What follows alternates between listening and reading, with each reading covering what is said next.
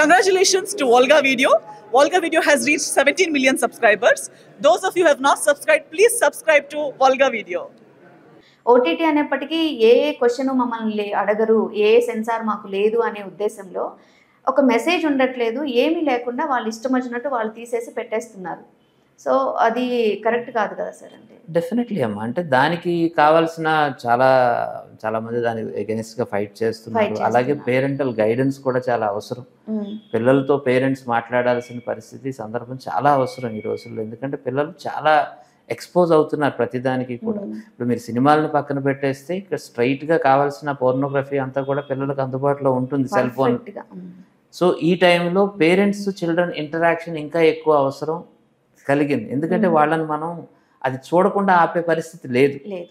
వాళ్ళు చూసినా కానీ వాళ్ళు డీవియేట్ కాకుండా తీసుకోవాల్సిన బాధ్యత అయితే, వాళ్ళతో ఓపెన్గా డిస్కస్ చేయాల్సిన బాధ్యత అయితే ఖచ్చితంగా పేరెంట్స్ మీద. ఎందుకంటే ఎంత సినిమాలు దొరికినా, ఎంత ఓటీటీలు ఉన్నా, end of the day parents అనేవాళ్ళు ఖచ్చితంగా మానిటర్ చేస్తూ వీళ్ళు ఏం చూస్తున్నారు, ఏం చేస్తున్నారు అంటే బాగుంటుంది అంటారు మీరు? డెఫినెట్లీ. ఓకే. ఎందుకంటే అది ఒక వరద, దాన్ని మనం ఆపలేనప్పుడు కనీసం వాళ్ళని ఎలా దాని నుంచి ప్రొటెక్ట్ చేసుకోవాలి అనే ఒక బేసిక్ ఇది ఉండాలి తప్ప అది అసలు జరగనట్టు మనకేమీ తెలియనట్టు మనం పిల్లలతో ఆ విషయంలో మాట్లాడడానికి ఇబ్బంది పడుతూ మొహమాట పడుతూ ఉంటే డెఫినెట్గా చాలా సీరియస్ కాన్సిక్వెన్సెస్ మనం ఫేస్ చేయాల్సి ఉంటుంది యాజ్ అ సొసైటీ. ఓకే. ఒక సినిమా తీస్తున్నప్పుడు దానికి సంబంధించిన బ్యాక్గ్రౌండ్ కానీ, వర్క్ కానీ అదంతా ఉంటుంది కదా సార్. మీరు గల్ఫ్ కోసం అసలు ఎలా వర్క్ చేశారు సార్? దానికి బ్యాక్గ్రౌండ్లో ఎంత చేశారు వర్క్ మీరు? సో ఈ గల్ఫ్ అనే ఒక పాయింట్ నేను చాలా ఎక్కువ వర్క్ చేశాను. ఎందుకంటే బికాస్ అది నేను ఎక్స్పీరియన్స్ చేసిన విషయం కాదు. ఓకే. న్యాచురల్ ఎందుకంటే నేను గల్ఫ్ మైగ్రేషన్లో ఒక పార్ట్నేమీ కాదు. కానీ నేను ఆ గల్ఫ్కి వెళ్తున్న ఎంతోమందిని చూసిన తర్వాత I got inspired to tell their story. అలాంటప్పుడు నేను ఎక్కువ రీసెర్చ్ చేయాల్సి వచ్చింది.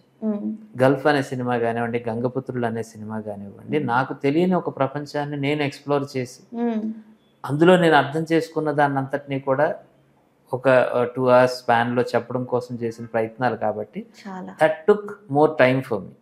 ఇప్పుడు ఒక రొమాంటిక్ క్రైమ్ కథ, క్రిమినల్ ప్రేమ కథ లాంటి ఫిల్మ్స్ ఏంటంటే నేను చూస్తున్న నా ఇమీడియట్ పరిసరాల్లో కనిపిస్తున్న ఒక సంఘటనలు కాబట్టి దాని గురించి నేను ఇన్స్పైర్ అవ్వడానికి పెద్ద కష్టమేమి పడాల్సిన అవసరం లేదు.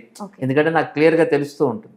నేను ఆ యూత్ తోటి నేను డిస్కషన్లో ఉంటాను. నేను ఎన్ని ఇంజనీరింగ్ కాలేజీలకు వెళ్ళినప్పుడు ఆ పిల్లలతో మాట్లాడుతూ వాళ్ళు చెప్పిన స్టోరీస్ని నేను పిక్ చేసుకున్నాను. ఈవెన్ రొమాంటిక్ క్రైమ్ కథ సినిమా కూడా అదే ఆస్పెక్ట్లో వచ్చింది. వాళ్ళు చెప్పిన కథల నుంచే నేను సినిమా తయారు చేశాను తప్ప నేనేదో ఊహించి రాసిన కథ ఏమీ కాదు. అలాగే గల్ఫ్ సినిమా కూడా. గల్ఫ్ సినిమాకి ఆల్మోస్ట్ నేను ఒక 300-400 మంది వీళ్ళతో గల్ఫ్ మైగ్రెంట్స్ తోటి ఇంటరాక్ట్ అయ్యి వాళ్ళతో ఇంటర్వ్యూస్ తీసుకుని మోర్ దాన్ దట్. ఎందుకంటే నేను ఆల్మోస్ట్ అన్ని గల్ఫ్ నేషన్స్ కూడా నేను ట్రావెల్ చేశాను ఈ ప్రాసెస్లో. దుబాయ్ కానీ, ఖతార్ కానీ, బహ్రెయిన్, కువైట్ అన్ని ప్లేసెస్కి నేను వెళ్ళాను. వాళ్ళతో లేబర్ క్యాంప్స్లో నేను స్టే చేశాను. I understood there issues. అలాగే వాళ్ళ ఫ్యామిలీ మెంబర్స్ కరీంనగర్, నిజామాబాద్ ఈ ఏరియాల్లో కానివ్వండి, గోదావరి జిల్లాల్లో ఉన్న పరిస్థితులు కానివ్వండి, వీటన్నిటినీ కూడా నేను వాళ్ళతో డైరెక్ట్గా ఇంటరాక్ట్ అయ్యి వాళ్ళు ఇచ్చిన ఇన్పుట్స్తో నేను తయారు చేసిన స్టోరీ. చాలా ఇన్స్పైర్ అవ్వాల్సిన విషయం సార్. ప్రజెంట్ ఉన్న డైరెక్టర్స్ కానీ వీళ్ళు ఇవన్నీ విని ఖచ్చితంగా ఇన్స్పైర్ అవ్వాల్సిన విషయాలు ఇవి. ఎంత కష్టం. మీరు మెయిన్ ఆస్పెక్ట్ ఏంటంటేనమ్మా 25 లక్షల మంది అని యావరేజ్ మనం తీసుకుంటే అక్కడ గల్ఫ్లో స్టే చేస్తూ ఉన్నారు మన తెలుగు వాళ్ళు.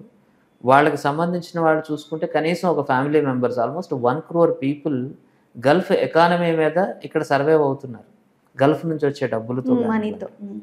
సో అంటే ఆల్మోస్ట్ 10% మన పాపులేషన్ గల్ఫ్ తాలూకా మనీ మీద డిపెండ్ అవుతున్నారు. సో కానీ వాళ్ళని ఈ రోజు వరకు మెయిన్ స్ట్రీమ్ సినిమా ఒక్కటి కూడా టచ్ చేయకపోవటం అన్నది నాకు చాలా ఆశ్చర్యం కలుగజేసింది. మనకి ఎన్ఆర్ఐ అంటే అమెరికాలో ఉన్నవాళ్ళు, యూరోప్లో ఉన్నవాళ్ళు వీళ్ళే తప్ప ఇక్కడ ఉన్నవాళ్ళు మనం ఎన్ఆర్ఐలుగా ఏ రోజు ట్రీట్ చేయలేదు. ఎందుకంటే వెళ్ళేదంతా కూడా లేబర్ క్లాసెస్లో ఎక్కువ మంది వెళ్తున్నారు కాబట్టి. అలాగే పని మనుషులుగా వెళ్తున్న వాళ్ళు కానీ, హౌస్ మేట్స్గా వెళ్తున్న వాళ్ళు, కన్స్ట్రక్షన్ లేబర్గా వెళ్తున్న వాళ్ళు, వీళ్ళ గురించి కాబట్టి మెయిన్ స్ట్రీమ్ మీడియా దాన్ని తీసుకోలేదు అని నాకు అనిపించింది. అట్లీస్ట్ ఆ గ్యాప్ ఫిల్ చేయాలి వాళ్ళకి. నేను మిమ్మల్ని ఇందాక అడిగాను అదే సార్, మీరు ఇంత మంచి మెసేజ్ తీసుకుంటున్నారు బట్ కమర్షియలైజ్ ఎందుకు చేయలేదని అందుకే మిమ్మల్ని అడిగాను. ఎందుకంటే మీరు ఇంత గ్రౌండ్ వర్క్ చేస్తారు, ఇంత మంచి మెసేజ్ ఇచ్చేలాగా తీస్తున్నారు, బట్ కమర్షియలైజ్ కూడా చేసేసి ఉంటే ఇవి అంటే మేము కోరుకునే సాంగ్స్ కానీ డ్యూయట్స్ కానీ ఫైట్స్ కానీ ఇవి కూడా కొంచెం యాడ్ చేస్తే ఇంకా బాగుంటుంది. ఇంకొకటి సార్, టాలీవుడ్లో మోస్ట్ అసలు కుమార్ రెడ్డి గారు అంటే most under rated director. Awards వచ్చాయి, ఒకప్పుడు వచ్చాయి, but most under rated director అని ఒక పేరు ఉంది. మీరు కూడా అలా ఎప్పుడైనా అనుకున్నారా? లేదు, I'm quite happy with my journey. నా జర్నీతో నేను చాలా హ్యాపీగా ఉన్నాను. నేను ఇన్ని సంవత్సరాలు 25 సంవత్సరాల నుంచి నాకు నచ్చిన సబ్జెక్ట్స్ నేను చేస్తున్నాను.